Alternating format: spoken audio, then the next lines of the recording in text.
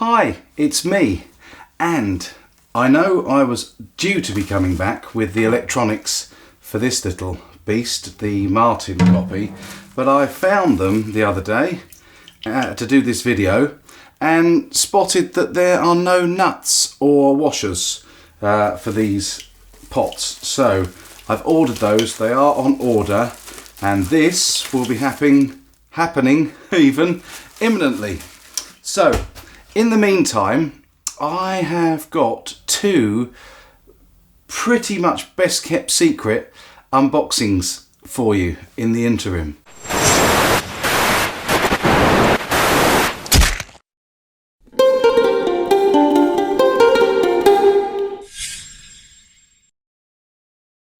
Well, I was going to do the D45 electronics in this video, but as I said, I've had to order some parts in order to make it work, and also I've been umming and ahhing over the AliExpress order, but we'll come to that in a minute. For the last few months, I've been using some equipment at band rehearsal that I absolutely adore. And so I've been on a bit of a shopping spree in the last week or so, and I've got two unboxings of what I consider to be some of the industry's best kept secrets. I was in the market, well, actually, just take a look. You see this one first.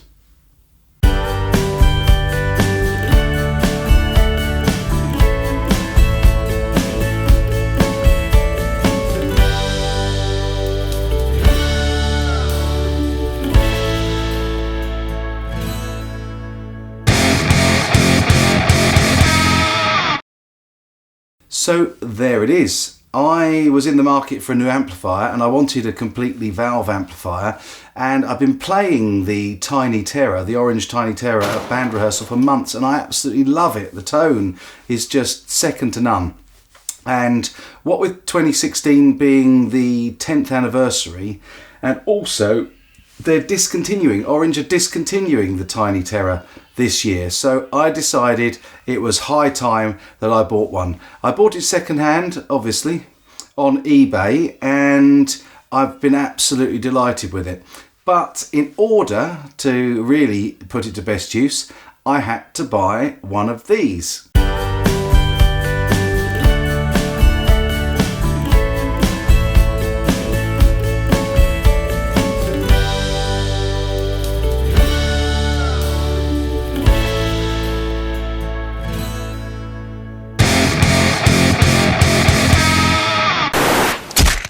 Yes, it is of course a 212, and in this instance is a Harley Benton G212 vintage.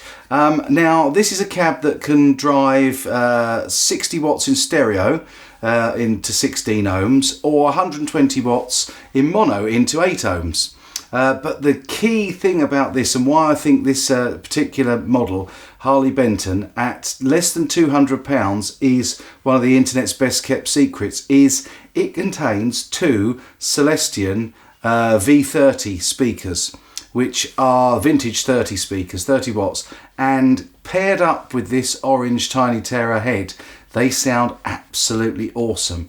I will give you a demo right here, but just before I do, I'll tell you, I did also try the Harley Benton G412 at band rehearsals, and again, I love the tone coming out of the vintage 30 speakers, but I wanted something a bit more portable. That's why I got the G12. Anyway, we will go over and do a demo of that, but before I go and show you a little bit of demo of that setup, that new setup, I also just want to let you know that the AliExpress order, I am now in a bit of a dichotomy, because I've had loads of people say to me that they would like to see me buy a hollow body guitar, something like a 335 or a Birdland, and yet I'd had my heart set on an Explorer.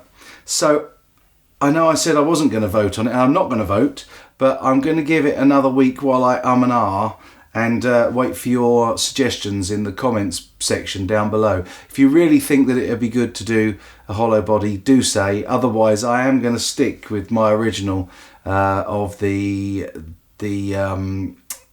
James Hetfield Explorer, the ESP, Explorer. So let me know what you think down below. Anyway, here's a little demo of what the orange and the Harley Benton combination sound like together. Okay, so I love this little orange amp. It's incredible. You've got a 7 watt and a 15 watt option, so you can really drive the tubes on the 7 watt at relatively low volume. All I'm testing it through here is straight from the Greenie Moore 2 fake into the orange Tiny Terror. I'm going to start with the gain down at about 11 o'clock and the volume up at about 1 o'clock, and the tone smack bang in the middle.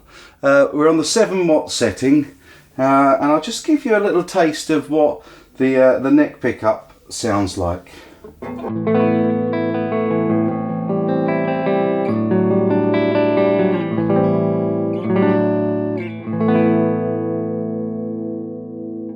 As you can see, the clean tones through this amplifier are lovely.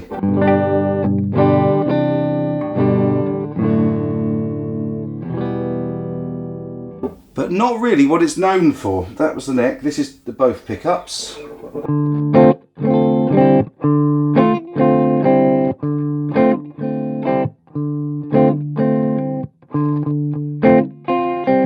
I've just noticed that that is actually driving the desk a bit much, so I'm going to go to 12 o'clock on the volume setting.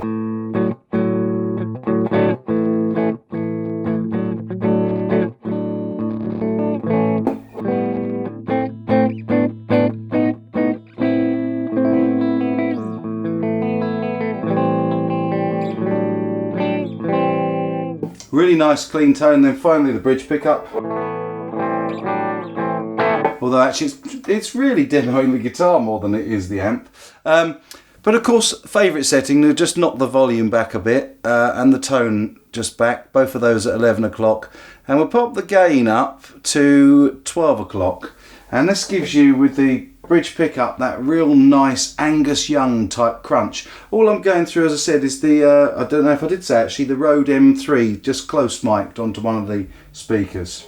I think you'll love this crunch tone. It's, as I say, it's like an Angus Young tone, of classic British crunch tone.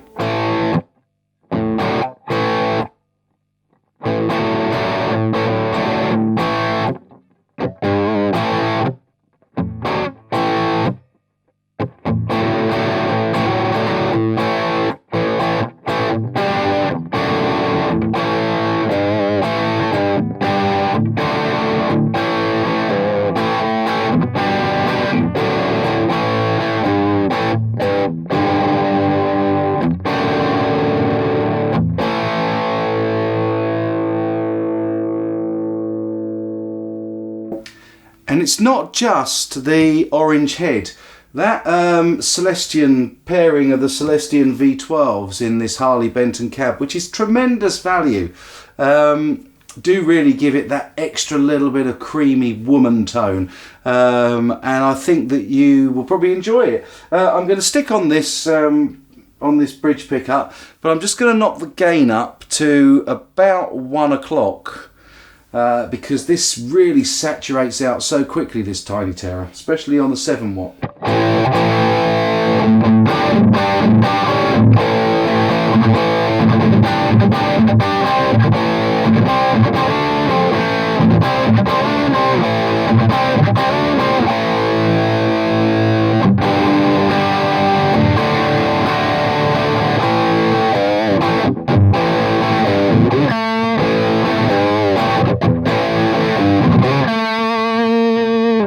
And it gives you that kind of 70s, late 70s, early 80s British rock sound, a little bit more saturated. And of course, carry on knocking it up to about 3 o'clock and you get some pretty killer distortion.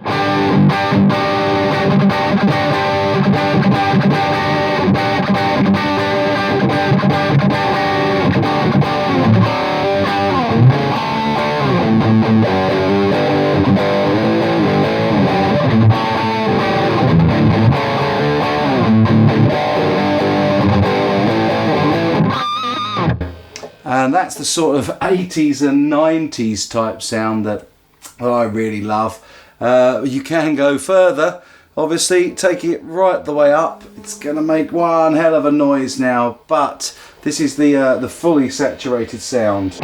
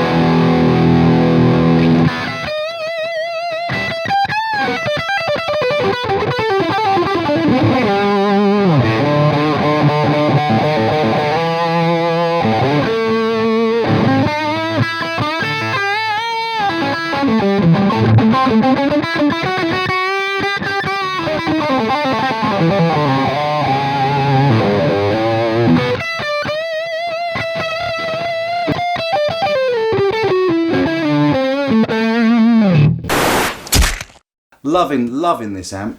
The only thing that I'm finding with it is it's quieter than the amp that I play through at band rehearsal. And so in my next video, unless the D45 beats us to it with the parts, I have bought a couple of JJ Electronics EL84s power stage amplifiers, power stage tubes to go in the Tiny Terror. And I'm going to mothball the original tubes because I happen to know that this amp comes with the original 12AX7s in the preamp and EL84s in the power amp stage, and I'm going to mothball those and keep them safe to preserve that tone, because they're not going to be making this amp anymore, although these original tubes are probably cheapies from China, possibly cheapies from China.